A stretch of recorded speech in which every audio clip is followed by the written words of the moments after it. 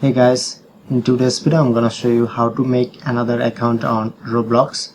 So for the first, open Chrome browser and search here to Roblox, and then go to the Roblox website.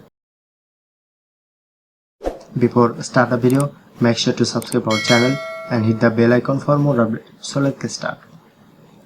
Look at the right side, tap onto setting icon, click onto switch account, click on to add account,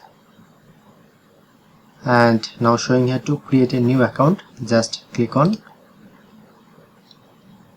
then showing here to create a new account from. Here you can easily create new account. First of all, select a birthday,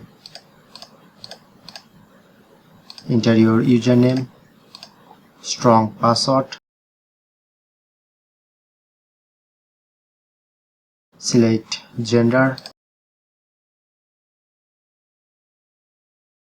and then finally click on to sign up. Then successfully make another account on Roblox. So that's it. That's how you can do it.